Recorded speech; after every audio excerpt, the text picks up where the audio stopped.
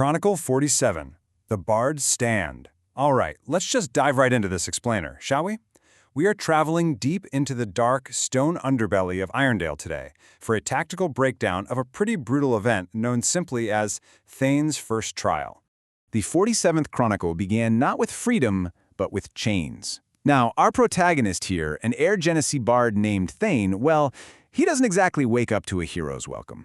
Actually, he wakes up completely separated from his companions, freezing and entirely alone in a dimly lit prison cell way beneath the sprawling city. But you know, he isn't just left there to rot. The Duergar, those stoic, deep-dwelling dark dwarves, silently escort him through these echoing stone halls. And surprisingly, they aren't taking him to the executioner's block. At least, not directly. They bring him to the armory of Irondale. Forced to choose from rows of simple, non-magical weapons, Thain grabs a basic spear and a wooden shield.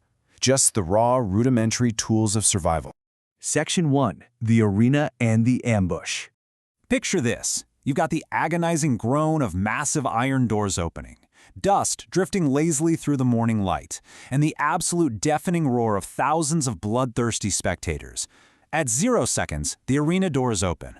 By 5 seconds in, 3 eager, heavily armed goblins are already charging hard across the sand. And at just 8 seconds in, literally before anyone can even properly set their footing, 4 arrows burst out from the deep shadows of the arena walls. It is incredibly fast. Out of those 4 arrows, 3 of them find their mark. They hit Thain with this startling, devastating accuracy. The 4th one just splinters harmlessly against his newly acquired shield, but the damage is done. Before the melee even truly begins, our guy is heavily wounded. And here's where it gets really terrifying. These arrows carried what's called a cruel enchantment.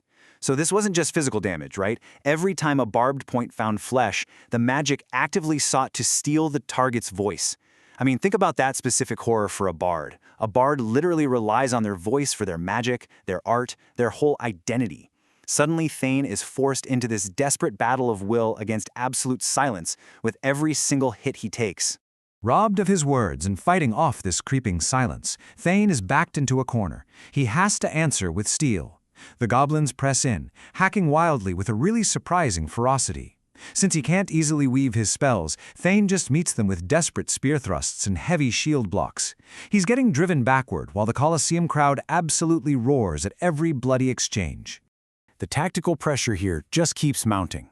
The goblins press their wild assault, throwing him completely off balance. Then, another volley of arrows screams through the air from the shadows. Thain realizes that even a split second of hesitation means certain death. So he firmly plants his feet, pushes through that silencing magic, and unleashes a thunder wave. Just a tremendous, earth-shaking blast of concussive magic rippling right across the arena. And man, the tactical effectiveness of that desperate move is immediate. The sheer kinetic force hurls the goblins backward. 2 of them are left completely lifeless before they even hit the ground, and the 3rd one is staggered, just barely clinging to consciousness. It is a massive, instant shift in the momentum of the fight. Section 2. The Fall and the Rise. But hey, victory in Irondale is rarely that simple. Just when it seems like the melee is won, another volley of arrows rains down from those unseen archers hidden in the shadows, and this time, they strike true. Thain collapses. For several terrifying, agonizing seconds, he lies completely motionless on the blood-stained sand. The surviving goblin and the hidden archers start celebrating right away, raising their weapons to the deafening crowd like they've already won. But, spoiler alert, that celebration proves incredibly premature. Because as the cheers swell, Thain stirs. He forces himself back up onto shaking legs, and this right here is where we see the character truly evolve under pressure. Gone is the elegant bard of clever performances and delicate spells. What we see now is pure, stubborn determination. Honestly, it's the closest this elegant bard has ever come to resembling a raging barbarian. Because survival in this arena, it isn't about being graceful anymore. It is about unrelenting grit. Section 3. Hunting the Hidden Marksman. Thain quickly realizes a fundamental rule of combat. You absolutely cannot fight enemies you can't see. He needs a new playbook for survival, immediately. Step 1, he dives off the open sand and takes cover behind a broad stone staircase.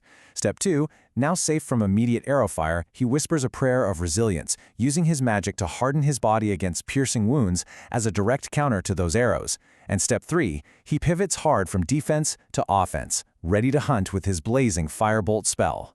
Since he can't spot them out in the open, Thain relies on intense patience. He stays in heavy cover, just waiting for even a flicker of movement among the trees decorating the edges of the arena.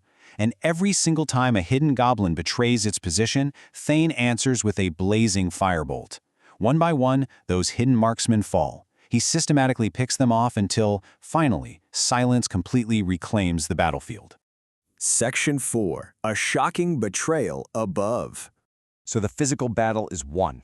The whistling arrows have finally stopped. Only then does Thain actually allow himself to take a breath, breathe in that dusty air, and truly look around the arena.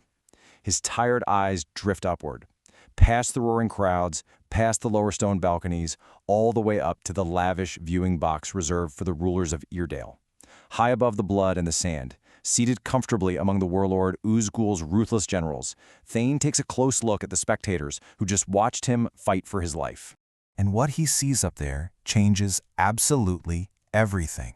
Because sitting right there among those enemy generals, Thain spots a face in the shadows.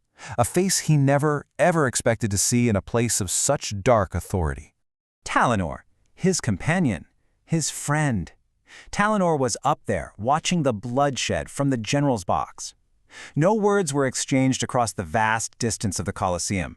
There was only a stunned, heavy, heartbreaking silence between the bleeding, surviving bard on the arena floor and his supposed friend, just watching comfortably from above.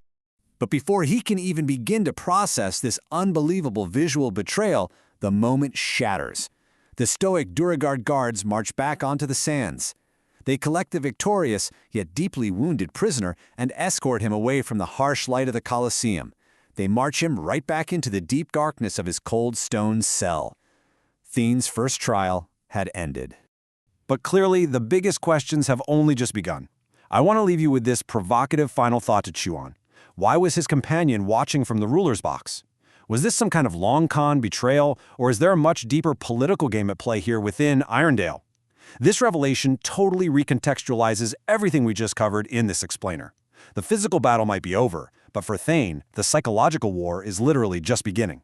Think on that, and I'll see you in our next explainer.